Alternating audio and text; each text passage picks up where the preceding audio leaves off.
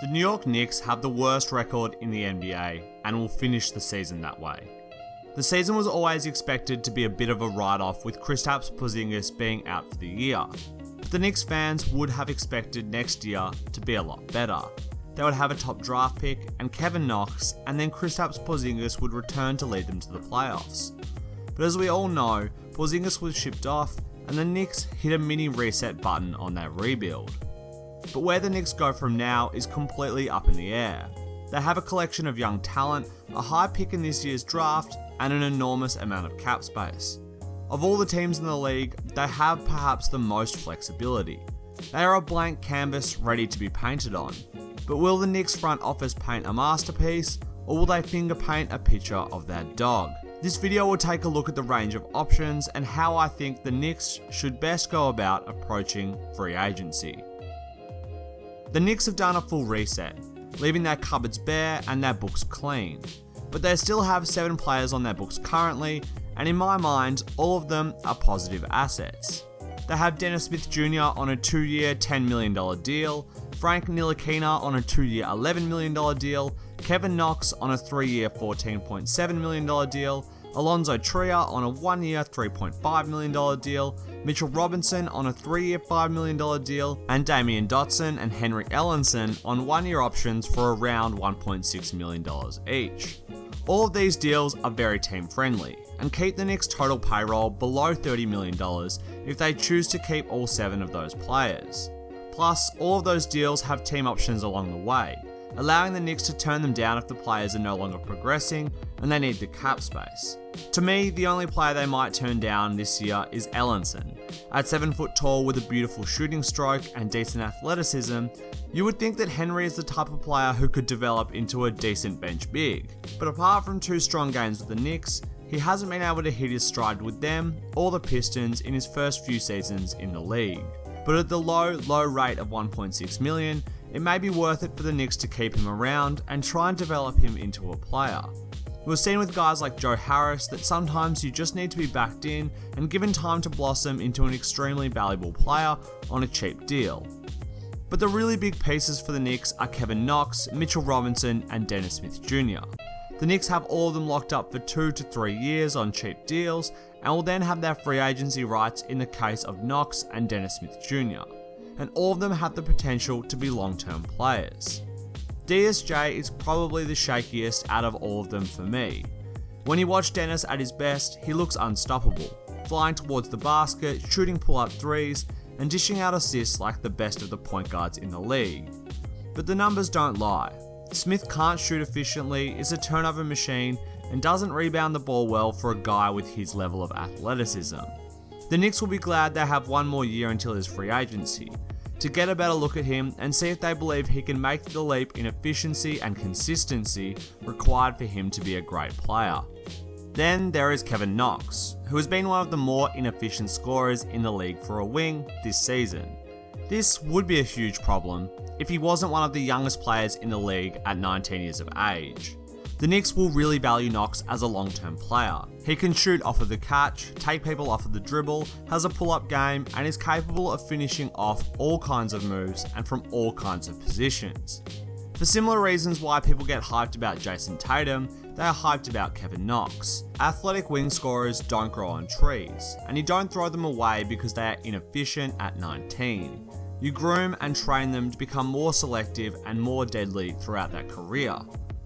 But perhaps the most exciting and unique prospect of all the Knicks players is their 2nd round pick from last year, Mitchell Robinson. I've done an entire video on Mitchell Robinson and his potential, which I will link below. But to summarise, he could essentially grow into a 2-way star who protects the rim, sets screens, flies for lobs, and grabs every offensive and defensive rebound in sight. He still has some issues with turnovers as he is prone to making poor decisions under the basket and occasionally has bricks for hands, but these appear to be more rust related than a talent problem. As the season has progressed, he has looked better and better, and his impact on the team has continued to rise. And as the years go on, I predict that he will shake the rust off truly and become the most feared big at the Garden since Patrick Ewing. But there's more to the youth of the Knicks than those 3.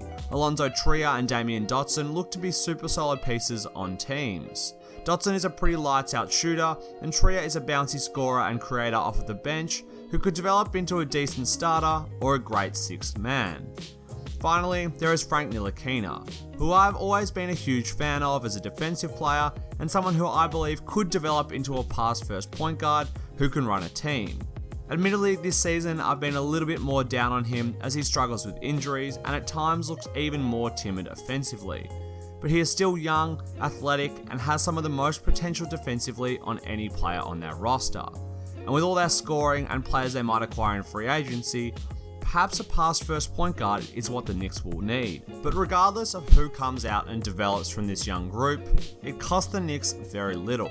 The combined salary of all of these guys is just $23 million for next year. They have so much money to build around them and add to them in free agency.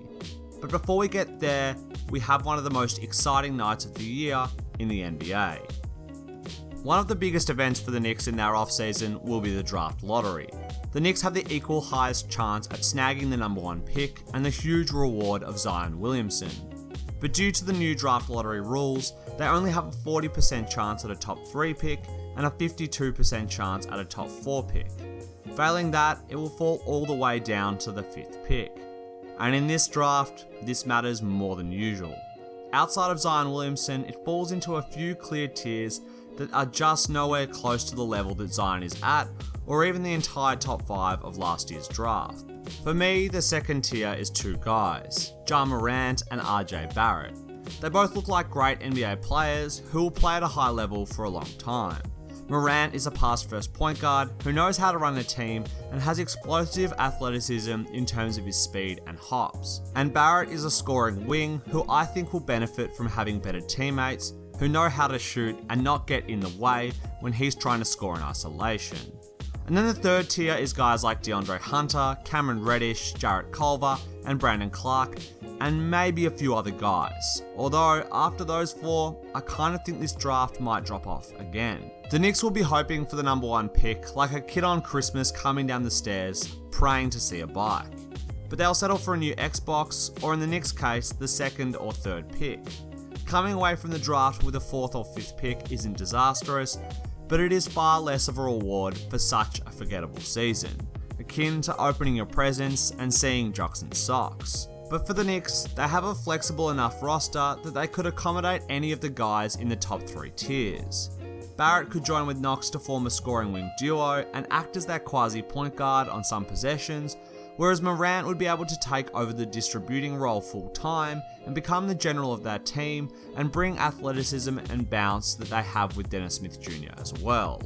But the number 1 target will be Zion Williamson, which goes without saying.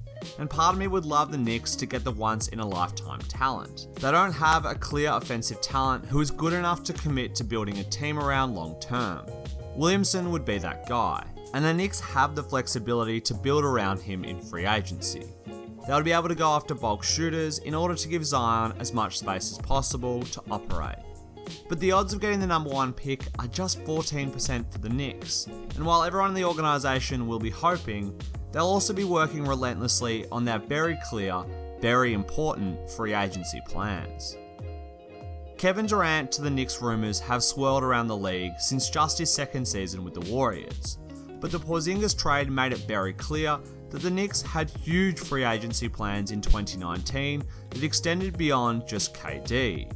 They'll have the capacity to clear around $79 million in cap space, with $24 million going towards their young players and $6 million going towards the faint memory of the waived Joakim Noah.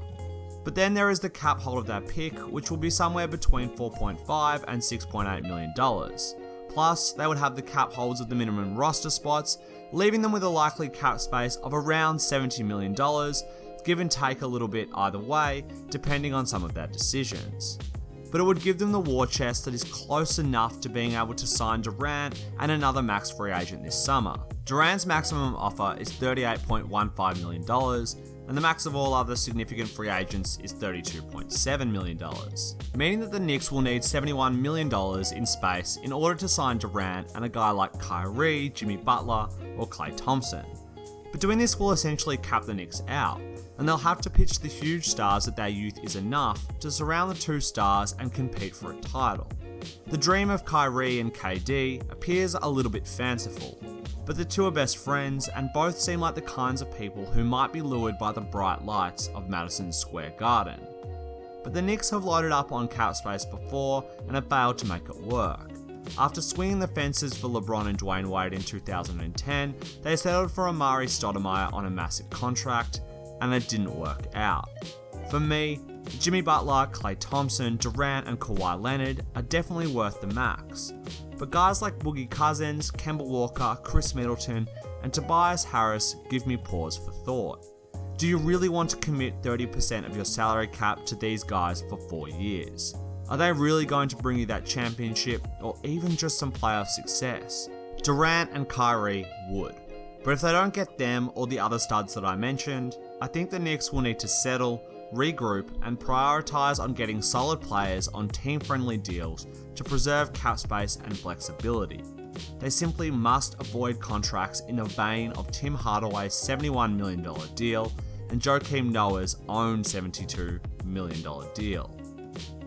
If the Knicks do miss out on a big free agent, I would focus on signing guys to short-term deals or team-friendly ones over the long term, and to sign players that are efficient and can play a complementary role to Knox, Dennis Smith Jr. and whoever they draft, especially if that happens to be Zion. Every year, there are plenty of players who are underrated and get picked up on bargain contracts. Striking these diamonds in the rough adds value to the team without costing them very much. And if you swing out on big-time free agents, it's time to start looking for these deals. Robin Lopez, Jonas Jerebko, Thad Young, Bojan Bogdanovic, Brook Lopez, Nikola Mirotic, Anthony Tolliver, Seth Curry, Rudy Gay and Danny Green are just some of the players who can contribute to a winning team and could be acquired on a contract that doesn't make me scream disaster. And while they won't allow for splashy marketing to season ticket holders, they'll contribute to spacing, defense, and winning basketball. And that is what I would prioritize. Anyone who can shoot and works hard on the defensive end of the ball. Getting spacing for their draft pick and other young players on the team is key. Adjusting to the pace of the NBA is tough. Adjusting to it when help can come off players everywhere is even harder. There are all kinds of outcomes possible for the Knicks this off-season. They could walk away with Zion Williamson, Durant and Kyrie, or they could get the 5th pick, swing and miss in free agency, and sign a bunch of terrible deals. Hell, I haven't even mentioned the possibility of trading the number 1 pick for Anthony Davis. But for me, I'd prioritise the top free agents, and if I missed, I'd settle for trying to put together a good team while preserving cap space for the 2020 free agency to build around your young studs. Because let's face it, the NBA is a star-driven league. Thanks for watching, I hope you enjoyed the video, and if you did, be sure to leave a like and subscribe for an NBA video every Saturday. And let me know in the comments below what you think of the Knicks and our future.